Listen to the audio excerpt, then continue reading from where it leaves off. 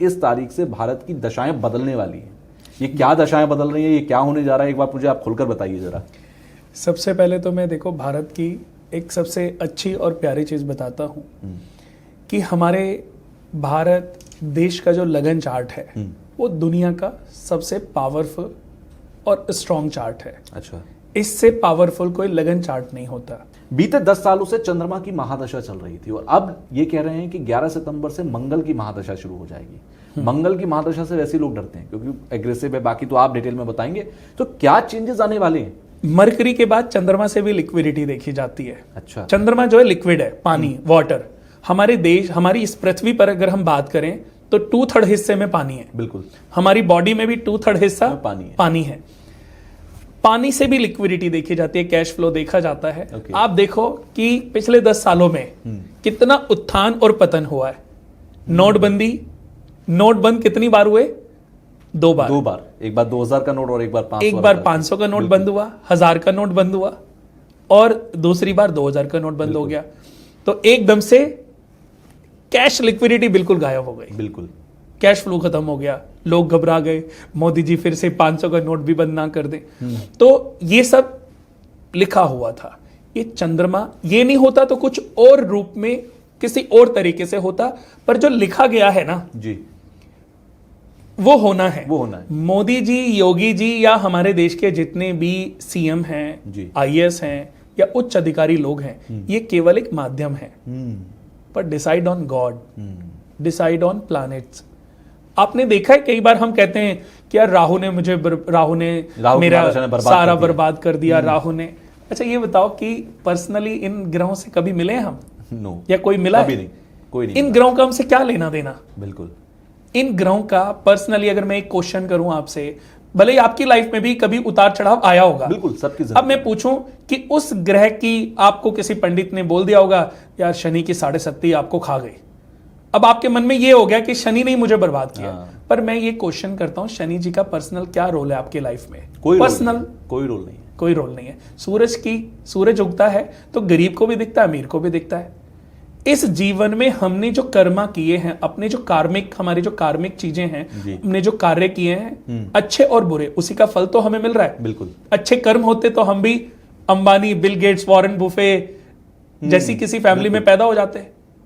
पर बुरे भी कर्म बहुत ज्यादा नहीं किए, हम फुटपाथ पे पैदा नहीं हुए, हमारे हाथ सलामत है, हमारे पांव सही सलामत है। तो हमें इस बात के लिए शुक्रगुजार होना चाहिए ईश्वर का कि हे परमपिता परमेश्वर, पैसा तो कमाया जा सकता है बट अगर शरीर का कोई अंग नहीं है, इसको प्राप्त नहीं किया जा सकता। तो इसका मतलब हमने बुरे भी कर्म नहीं किए होंगे, पर भगवान ने हमें सोचने समझने की सद्बुद्धि दी है कि इस जन्म में कुछ ऐसा करके जाएं कि इतिहास बन जाए। बिल्कुल, जैसे अगर मैं कुंडलियों की बात करूं तो करीबन 12 तरह के लगन होते हैं।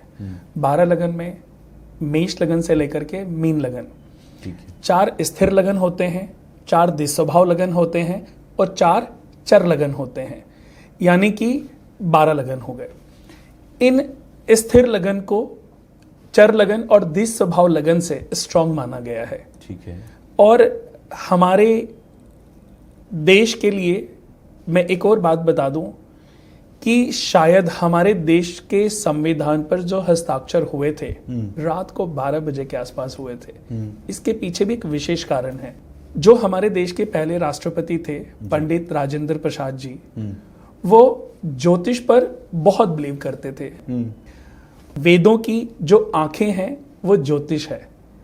ज्योतिष को एक विशेष दर्जा मिला है हमारे इन शास्त्रों में। अगर वेद ज्ञान है तो उनके जो चक्षु हैं, उनकी जो आंखें हैं, वो ज्योतिष है। बिल्कुल।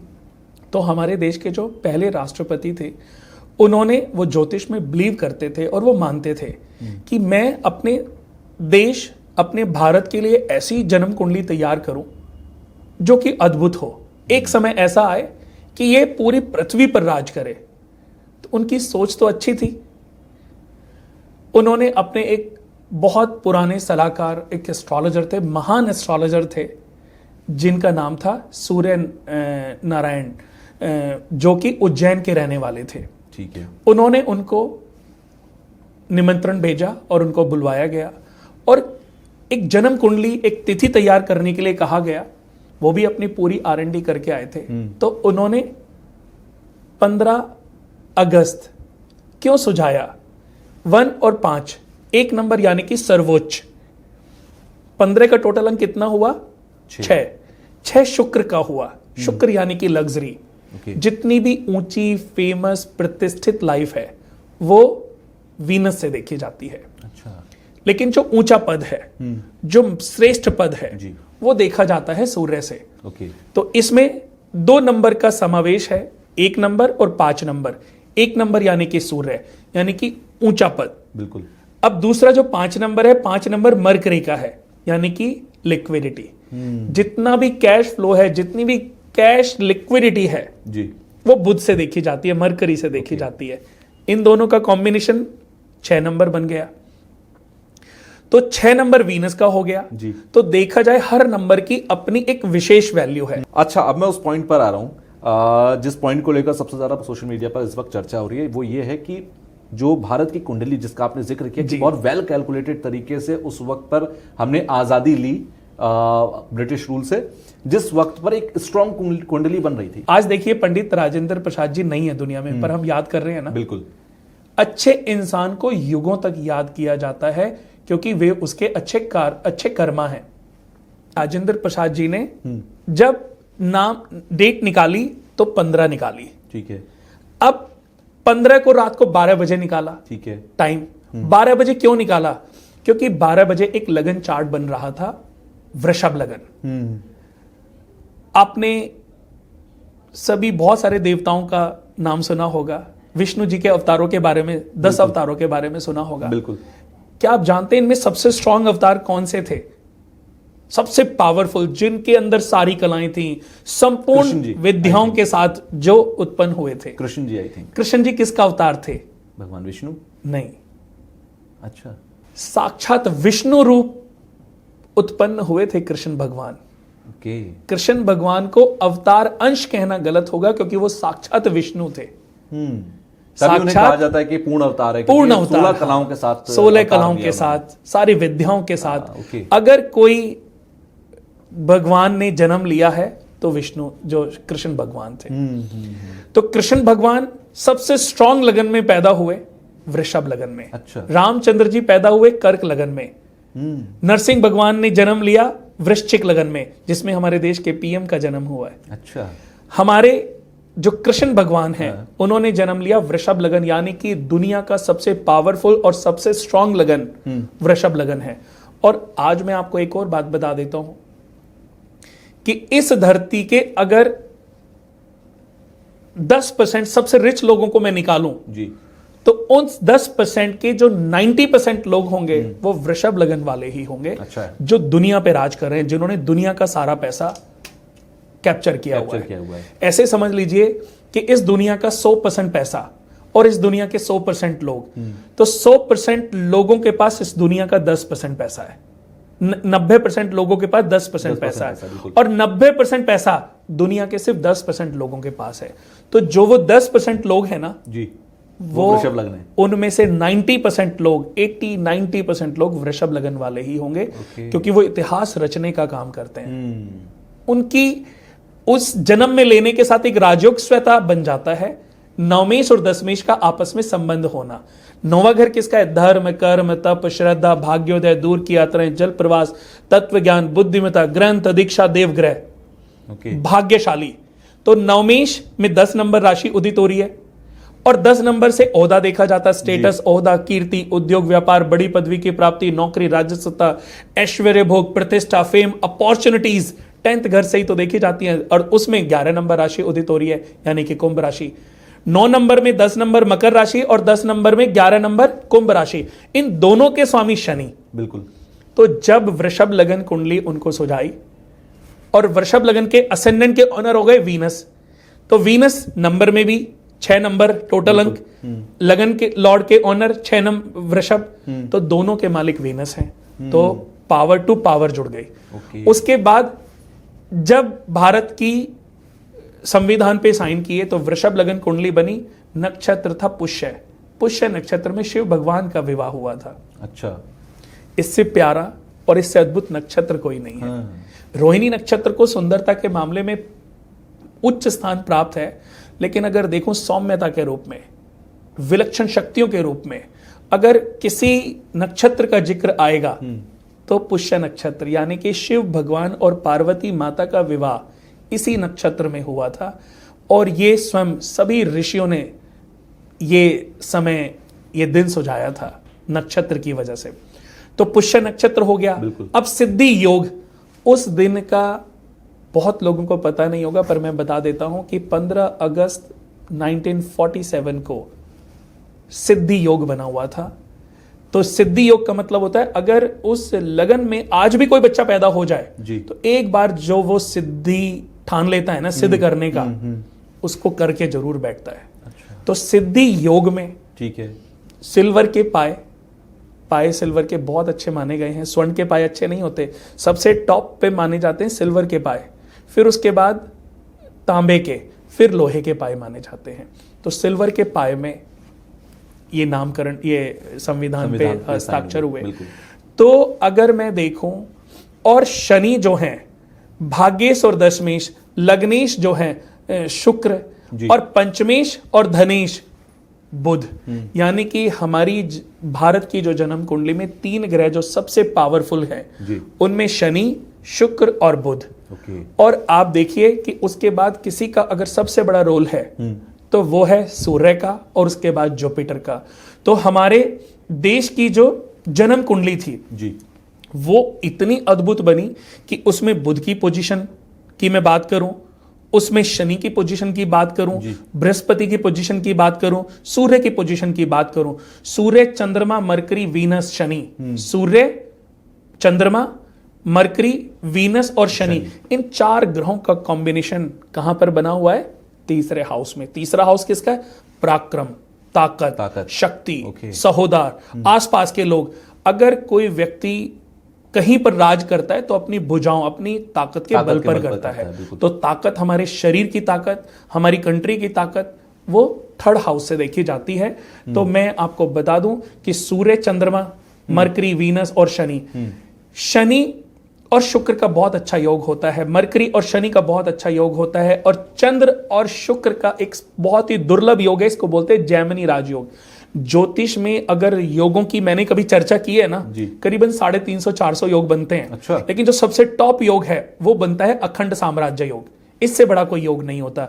आज भी अगर किसी की कुंडली में ये योग बन जाए तो वह व्यक्ति अगर आज किसी रिक्शे वाले के घर में, किसी झोपड़ी में, किसी फुटपाथ पर भी पैदा हुआ है ना, तो उसके अंदर वो क्षमता है कि वो अपने आप को इस दुनिया का सबसे रईस इंसान बना सकता है। उसके अंदर वो क्षमता है, और उसको वो मौका भी ईश्वर की तरफ से, समझ लीजिए, मिलता है। उसके बाद दूसरा सबसे बड़ा राजयोग है जैमिनी राजयोग, जो वीनस और चंद्रमा के कॉम्बिनेशन से बनता है। तो हमारे देश की जो जन्म कुंडली है उसमें ये दोनों योग बने हुए, क्योंकि अखंड साम्राज्य योग तो सिर्फ स्थिर लगन में ही बनता है। तो वृषभ लगन स्थिर लगन हो गया। तो हमारे देश की लगन चार्ट में ये अखंड साम्राज्य योग भी बना हुआ है, और दूसरा जैमिनी राजयोग भी बना हुआ है। तो बहुत सारी विलक्षण शक्तियों की वजह से हमारे देश के राष्ट्रपति जी ने ये हस्ताक्षर एस्ट्रोलॉजर को बुलाया और रात को 12 बजे संविधान पे हस्ताक्षर किए, ताकि हमारे देश की एक अच्छी जन्म कुंडली तैयार हो सके। आज वो देखो इस दुनिया में नहीं है जी, लेकिन युगों तक इस देश में उनका नाम अमर है, क्योंकि देश की तरक्की और ज्योतिष की जब भी बातें होंगी तो उनका जिक्र जरूर होगा। अगर ये कुंडली ना होती तो शायद हम इतनी, आज देखे कोरोना में या और भी जब कंट्रीज में प्रॉब्लम्स आती हैं, तो हमारे देश में कभी ऐसी प्रॉब्लम नहीं आती कि हमारे देश के लोग भूखे मर रहे हैं। और हर मुसीबत से हम लोग बहुत और बेहतर होकर बाहर आते हैं, बेहतर होकर के, चाहे वो कोरोना का दौर हो या उससे पुराने दौर हो। बहुत अच्छी बात आपने बोली। मैं यहां पर यह भी कहना चाहूंगा, एक बार मैंने और बोली थी कि नोटबंदी जब हुई थी तो हमारी देश की जो लेडीज थी उनके पास इतना पैसा निकला था कि किसी देश की पूरी इकोनॉमी चलाई जा सकती थी उतने पैसे से। एग्जैक्टली। और ये हर एक के घर की कहानी, जितने व्यूअर्स हमें देख रहे होंगे सबको याद आ गया होगा कि मेरे घर में इतने लाख निकले थे, मेरे घर की लेडीज के पास इतने थे। मैं खुद अचंभित था उस वक्त मेरे घर में लेडीज के पास इतना पैसा है। तो ये हकीकत है कि हमारे देश की ताकत, और ये सब जिस बात का आपने जिक्र किया 2008 में भी जब रिसेशन आया था तब भी एक रिपोर्ट मैंने पढ़ी थी जिसमें लिखा था कि हिंदुस्तान को बचाने वाले हिंदुस्तान की लेडीज थी जिनके पास इतना पैसा था कि उन्होंने अपने घर चला लिए। हाँ। उन्होंने इकोनॉमी को संभाल लिया। और ये युगों तक होता रहेगा, ये हमेशा होता रहेगा। हाँ, ये युगों तक होता रहेगा। आज देखिए 12 ज्योतिर्लिंग कहां पर है? इस भारत की धरती पर। आज 51 सिद्धपीठ कहां पर है? इस भारत की धरती पर। ये जो है, आपको मैं बता दूं कि आप भारत की धरती पर किसी भी धर्म के कोई क्यों ना हो, आपने भारत की इस सर जमीन पर जन्म लिया है ना, तो आप अपने आप में बड़े पुण्यवान हो, बड़े भाग्यशाली हो। कुछ अच्छे पुण्य कर्म किए होंगे कि हम भारत इस भारत का हिस्सा हैं। बिल्कुल। तो जैसे कि बात चंद्रमा की दशा में पैसे को लेकर के बहुत अप एंड डाउन्स थे। बिल्कुल। अब दशा आने वाली है सितंबर में मंगल की। तो हमारे देश में, देश की जो कुंडली है वो वृषभ लगन है। वृषभ लगन में मंगल की राशियां कहां पर उदित हो रही हैं? 12th हाउस में और 7th हाउस में। 12th हाउस से हम देखते हैं खर्चे, व्यय, सजा, दूर की यात्राएं, फिजूल खर्चे, धन की हानि, व्यय, कैद, दंड, विदेश यात्राएं, दान, पुण्य, मोक्ष, अस्पताल, दूर की यात्रा, फिजूल, ये सब 12th हाउस से देखे जाते हैं। 7th हाउस से पत्नी, पति, भागीदारी, डे टू डे इनकम, मृत्यु के कारण अकल्पित लाभ, मृत्यु के कारण देखे जाते हैं, ऋण का होना और उतरना देखा जाता है। डे टू डे इनकम, एक होता है व्यापारिक, एक होता है डे टू डे पैसा आना, एक होता है प्रोजेक्ट वाइज पैसा आना। तो अगर हम छोटे व्यापार और जो हर रोज लिक्विडिटी घर में आती है उस व्यापार को हम 7th हाउस से देखते हैं। तो दोनों में, यानी कि 7th हाउस में मंगल की वृश्चिक राशि उदित हो रही है और 12वें हाउस में मंगल की मेष राशि उदित हो रही है। और दोनों के स्वामी जो मंगल हैं वो कहां बैठे हैं? धन के घर में। 2nd हाउस धन भाव भी है। धन, नेत्र, मित्र, कुटुंब, अर्जित धन, क्रय विक्रय, विद्वता, क्रोध, कोष, खजाना, स्वर्ण, रत्न आदि, जमा पूंजी। हम बिजनेस करते हैं 10th हाउस से और 7th हाउस से देखते हैं, लेकिन पैसा कितना आ रहा है घर में उसको 2nd हाउस से विचारते हैं। फिर उससे जो प्रॉपर्टियां खरीदते हैं वो 4th हाउस से देखते हैं। फिर 4th हाउस से पैसा, चीजें चली जाती है 11th हाउस में। 11th हाउस यानी कि वो संपत्तियां बढ़ने लगती हैं। आज आपके पास कितनी प्रॉपर्टियां हैं? 1 है, 5 हैं। तो उसके लिए विचार करेंगे हम 4th हाउस और 11वें हाउस से। आपके पास पैसा कितना है, पैसा महीने में कितना जुड़ रहा है, उसके लिए हम देखेंगे 2nd हाउस को। तो मंगल 7th हाउस का मालिक है, 12th हाउस का मालिक है, धन के घर में बैठा है। यानी कि हमारे देश के जो लोग हैं सबसे ज्यादा पैसा कमाने वाले हैं, डे टू डे इनकम सबसे ज्यादा बढ़ने वाली है। विदेशों में जाकर के भी बहुत पैसा कमाएंगे और अपने देश में लेकर के आएंगे। एक मैंने बहुत समय पहले छोटी क्लासेस में पढ़ा था कि एक मोहम्मद गजनवी थे कोई, बिल्कुल, और वो हमारे देश का धन लूट के ले गए थे। मुगल या सल्तनत कितने हुए जो हमारे देश के पैसे को लूट के ले गए थे। बिल्कुल। पूरी दुनिया का पैसा, पूरी दुनिया का स्वर्ण एक समय ऐसा आएगा किसी पृथ्वी, इसी भारत की सरजमीन पर होगा। क्या वो समय सितंबर से शुरू हो रहा है अगले 7 सालों के लिए? 101%। यानी कि मैं मेरी उस बात को पकड़ लिया। मैंने आपकी पूरी बात में से ये पिक लाइन ले लेता हूं मैं कि अगले 7 साल में हिंदुस्तान के अंदर जो जो लूट के ले गए, हाँ, वो सब वापस आने जा रहा है। और ये मंगल का समय, ये कैलकुलेशन है, ये कोई ऐसा नहीं है कि ये मनगढ़ंत बातें हैं। ये कैलकुलेशन है कि हमारे देश की day to day income, day to day आय इतनी बढ़ेगी कि पूरे देश के हमारे जितने भी लोग इस पृथ्वी पर, जहां जहां यूएस में मैं जाता हूं ना, यूएस में जितनी पोस्ट बड़े लोग तो बैठे हैं, लेकिन उनके जो सीईओ हैं, उनके जो बेस्ट एम्प्लॉय है ना, वो हमारे देश के लोग हैं। तो ऐसा सिर्फ यूएस में नहीं, हर कंट्री में।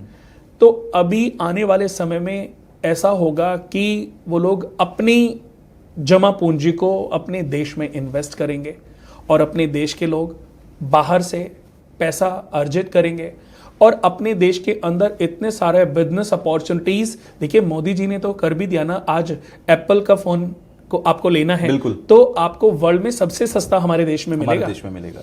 एक उसको भूल जाइए कि जो वो फोन लॉन्च होता है, क्योंकि एप्पल कंपनी क्या करती है, जो फोन को लॉन्च करती है उस फोन को वो इंडिया में नहीं बनवाती, उसको चाइना से बनवाती है और वो पूरे वर्ल्ड में लॉन्च करती है।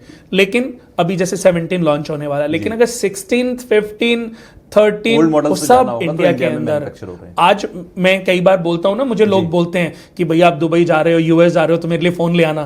तो मैं बोलता हूं आपने प्राइस चेक किए? इंडिया का प्राइस बाहर के प्राइस से सस्ता है, क्योंकि मैन्युफैक्चरिंग यहीं पे हो रही है, बेंगलोर में हो रही है, हैदराबाद में हो रही है। अभी बड़े बड़े प्लांट्स हमारे देश के अंदर लगने जा रहे हैं, और आने वाले समय में ये चीजें इतनी बढ़ जाएंगी कि वो कहते हैं ना, सारा स्वर्ण सारा पैसा वापस आना है। ये भी तो कार्मिक है, बिल्कुल, ये भी तो कार्मिक, कहते हैं ना हर कर्म का फल तो मिलना है। बिल्कुल। जिस कंट्री ने हमारा पैसा लूटा है ना, हमारा तो सब पैसा वापस सूद लेके समेत जाएंगे। हमारे देश के लोग वापस लेके आएंगे। अगर आपको ये क्लिप पसंद आई है तो आप इसका पूरा पॉडकास्ट जरूर देखिएगा। उसका लिंक आपको डिस्क्रिप्शन बॉक्स में मिल जाएगा, और वहां जाकर आप उस लिंक पर क्लिक करके फुल पॉडकास्ट को देखिए, एंजॉय कीजिए। कमेंट बॉक्स में मुझे जरूर बताइएगा कि आपको जो कुछ पॉडकास्ट में बताया गया वो कितना सटीक, कितना बेहतर, कितना नॉलेजेबल लगा, आपकी लाइफ में कितना वैल्यू एडिशन इसका हुआ। तो पूरा पॉडकास्ट देखकर फीडबैक देना बिल्कुल मत भूलिएगा।